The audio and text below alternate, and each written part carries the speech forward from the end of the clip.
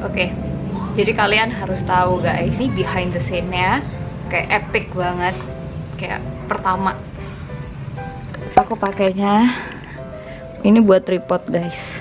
Sebelah sini ada sesuatu untuk ngehalau cahaya gitu biar nggak overlight. So, yang terepik adalah ini kandang ayam namanya Kiki sama Amo. Terus laptop aku untuk script dan lihat cuplikan film, browsing dan lain-lain ada di sebelah sini. Nih demi kalian semua guys. Ada burung bahkan lewat barusan. Hai semuanya, it's Keke and welcome back to my channel.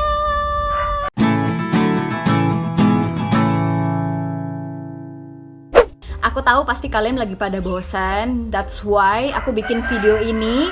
Aku pengen sharing sesuatu kegiatan yang menurut aku sangat-sangat aku suka banget sih sebenarnya, terutama pas lagi cuman bisa di rumah aja, yakni nonton film.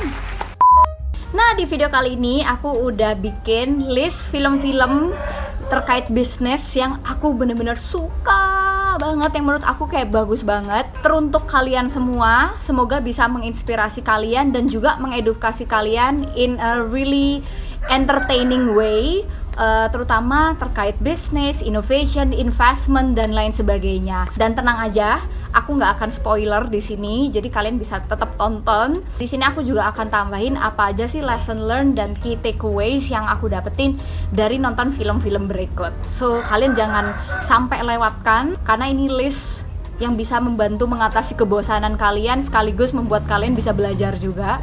So ya, stay tune. Film yang pertama yang aku rekomendasiin banget buat kalian tonton adalah The Pursuit of Happiness. Film yang dimainin sama Will Smith, bagus banget actingnya, banyak kayak nangis terharunya gitu. Ini bener-bener ngajarin aku soal motivasi dan persistensi dalam mengejar karir path apapun yang kalian percaya gitu, atau yang kalian suka, yang kalian passionate about. Oke, karena aku udah bilang gak akan spoiler, jadi highlight kisahnya tuh kayak gini. Jadi ada seorang salesman gitu, namanya Chris Gardner, diperankan sama Will Smith itu tadi. Chris Gardner ini punya istri, punya anak kecil banget gitu, lucu banget. Si Jaden Smith yang main. Suatu ketika ya things not going well, jadi dia kayak kesusahan banget gitu untuk menjual barang yang dia harus jual untuk menghidupin keluarganya, dan akhirnya istrinya meninggalkan dia gitu. Di satu sisi dia juga baru banget apply program internship di salah satu kantor stok, kantor saham yang gede banget, tapi program internshipnya unpaid, nggak dibayar. Oke, akhirnya dia harus struggle menyeimbangkan kehidupan antara join program internship itu tadi, belajar, terus abis itu dia tetap harus jualan untuk menghidupi anaknya dan ngerawat anaknya juga in the same time loh. Gila banget gak sih? Lesson learn yang aku dapetin dari nonton film ini adalah kok inget-inget masih sedih banget gitu sih.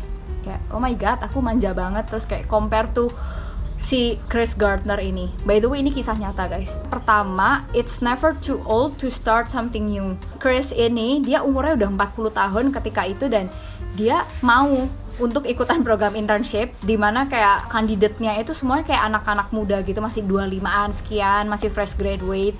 Tapi dia mau berjuang, dan dia kayak ya udah nggak usah dengerin kata orang. Mungkin kayak resonate banget ke kondisi sekarang, apalagi millennials tuh kayak paling nggak bisaan gitu nggak sih, kalau saya kayak diremehin orang. Gap year setahun aja udah pusing, nggak dapat kerja setahun 2 tahun udah kayak pusing. Padahal kalau lihat dari kisahnya si Chris ini, setahun 2 tahun tuh nggak ada apa-apanya gitu loh. Jadi tetap semangat guys.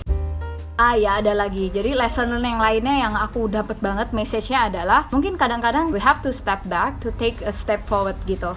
Kalau misalnya pengen maju, nggak ada salahnya juga untuk ambil langkah agak mundur sedikit, biar kita bisa majunya lebih cepat lagi, lebih ke depan lagi. Chris ini, dia dari salesman yang dia menghasilkan income obviously, terus dia join program yang sama sekali nggak menghasilkan income selama 6 bulan.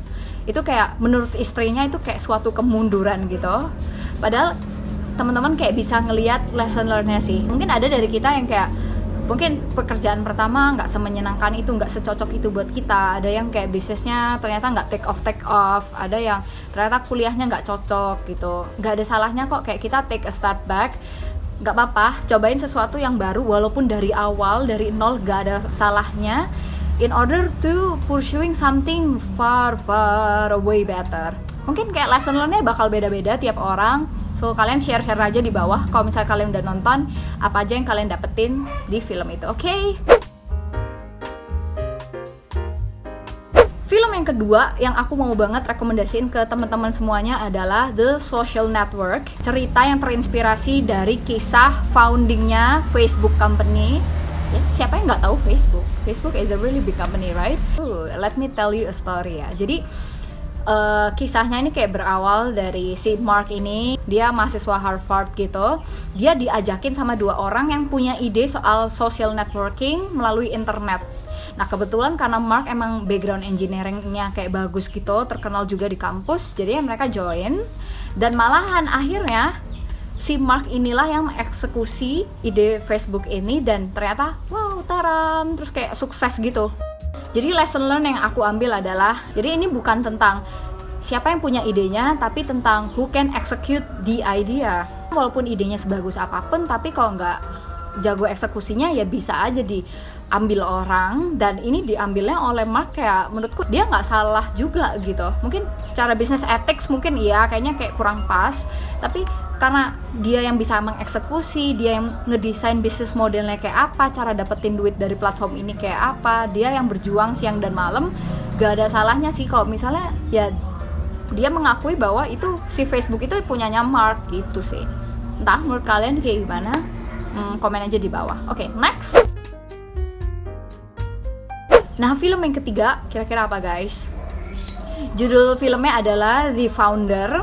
Ini adalah film yang terinspirasi dari founding story-nya McDonald's. Ya, siapa yang tidak tahu McDonald's? Menurut aku film ini kayak sedikit banyak agak-agak mirip message-nya dengan film yang The Social Network tadi. Tetap taste movie-nya beda, tetap harus nonton dua-duanya sih menurut aku. Jadi highlight story-nya kayak gini guys. Ada seorang salesman, Ray Kroc. Terus ada sepasang brothers gitu. Dia udah ngeran suatu bisnis kuliner fast food yang sekarang McD, dan akhirnya kayak menginspirasi si Ray Kroc ini untuk join di bisnis tersebut dan belajar dari mereka.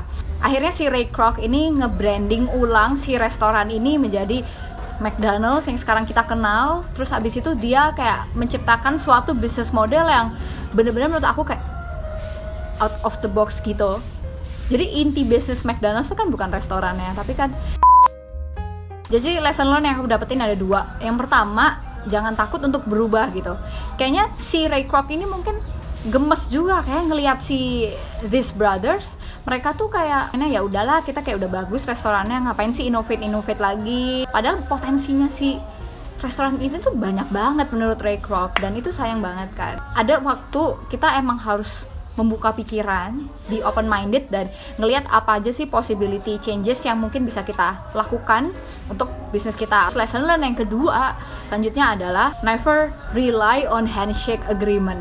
Si brothers ini nggak terlalu bagus dalam hal agreement, kontrak, dan lain-lain, sedangkan si Ray Kroc ini menurut aku udah cukup berpengalaman backgroundnya. Jadilah akhirnya terjadi seperti itu tadi. Kalian tonton sendiri aja nanti ya. Film yang keempat pasti kalian udah banyak yang tahu ya. Apa judulnya? Yang main Leonardo DiCaprio, The Wolf of the Wall Street. Nah, jadi film ini sih sebenarnya menurut aku selain bisnisnya, selain investmentnya, ngajarin soal lifestyle juga. Bagus, fun juga, walaupun agak panjang filmnya ya. Highlight story-nya kayak gini, ada si Leonardo DiCaprio ini, dia memerankan seseorang broker saham yang kayak talented banget, namanya aku lupa. Dia itu dulunya kerja di Wall Street, terus abis itu dia mengalami kayak naik turunnya saham kayak gimana, terus abis itu dia sempat ngebikin company sendiri juga, naik turunnya kayak gimana, dengan lifestyle dia yang deket banget sama crime. Dia itu bener-bener yang kayak drug addict gitu, terus habis itu yang seks bebas gitu deh, terus habis itu yang committed on crime, dan banyak cara-cara dia yang pokoknya intinya menyebabkan dia sempet di penjara. kenapa film ini kayak booming banget, walaupun kayak aku ngedeskripsinya kayaknya ya udah kayak biasa aja ya nggak sih filmnya. Karena menurut aku sih ya, ada banyak banget lesson learn yang bisa didapetin dari film ini. Filmnya cukup panjang dan menurut aku cukup wide and deep gitu. Jadi lesson learn yang aku dapetin adalah kita harus hati-hati. Kadang kayak we have to sacrifice a lot untuk uang dan kesuksesan yang pengen kita dapetin. Leonardo DiCaprio ini dalam film ini tuh dia harus mengalami sangat banyak roller coaster untuk mendapatkan semua harta benda dan kenikmatan yang dia pengen dapetin. Karena keserakahan dia, mungkin dia harus kehilangan istrinya, sempat masuk penjara, terus abis itu dan lain-lain. Itu pasti sih, kayak kalau kamu pengen sesuatu yang gede banget, there will be a big sacrifices too that you have to give in order to achieve that ambitious goal gitulah. Karena filmnya banyakan film-film barat, jadi aku kayak ngomongnya kayak jadi ke bawah-bawah gitu, sorry ya guys. Padahal bahasa Inggris aku kayak nggak bagus gitu, terus sok-sokan. Ya udahlah ya, kita sama-sama belajar. Oke, next film yang terakhir adalah, nah film yang kelima yang aku rekomendasiin banget buat kalian tonton adalah The Big Short. Ini kayaknya udah terkenal juga, The Big Short. Di film ini kita bisa belajar soal investment dan crisis in general, terutama krisis di tahun 2008 yang terjadi di US sana, di Amerika. Jadi The Big Short ini cerita gimana kondisinya ketika akan terjadi financial crisis di tahun 2008 di United States sana. Filmnya juga berfokus pada satu orang sebenarnya, dia itu investor dan dia pinter banget. Jadi dari analisis dan research yang dia lakuin terhadap housing bubble, ternyata bisa menyebabkan krisis yang gede banget, yang sangat impactful buat US. Cuman dia yang percaya akan hal itu, dan sedangkan orang lain kayak ngetawain dia gitu, nggak mungkin lah, our property business itu ada bisnis yang cukup gede dan pasti akan tumbuh terus, akan bagus terus, akan stabil. Jadi dia sebagai investor, dia gambling gitu terhadap flaws of the system. Akan banyak orang yang nggak sanggup bayar cicilan rumah, dia akan dapat return yang gede banget. Dan ternyata kejadian guys. Kan banyak banget terms bisnis, terms finance yang kayak agak susah, apalagi kalau misalnya subtitle kalian kayak bahasa Inggris. Kayak aku masih kayak kadang-kadang nyari-nyari di Google ini artinya apa, ini terms ini tuh menggambarkan kondisi yang kayak apa. Dari film ini aku belajar yang pertama, kayak market power itu akan resulting in entah itu pastinya keuntungan atau juga kebobrokan juga, kebangkrutan juga. Jadi mungkin si pemeran utamanya ini ngedapetin return yang dia emang udah expect yang gila banget jumlahnya, tapi in the same time banyak banget orang jadi di PHK, banyak banget orang yang kayak jadi kriminal, terus habis itu kayak bunuh-bunuhan. Sebagai investor kita harus kayak mengukur gitu nggak sih, kayak toleransi business ethics kita tuh sampai mana gitu. Kalau case kayak gini, ini beneran si investornya walaupun dia dapat duit, dia tuh di endingnya mereka tuh pada nangis gitu loh, karena sedih, kayak mereka istilahnya kayak tertawa di atas penderitaan orang lain. Karena udah mau azan, jadi aku tutup aja. Makasih yang udah nonton videonya, semoga kalian enjoy. Kalau misalnya kalian ada rekomendasi film lain, kalian taruh di bawah please. Aku juga pengen dapetin rekomendasi film karena aku nggak tahu mau ngapain selama WFH. Oke guys, so terima kasih udah nonton dan sampai ketemu di video selanjutnya.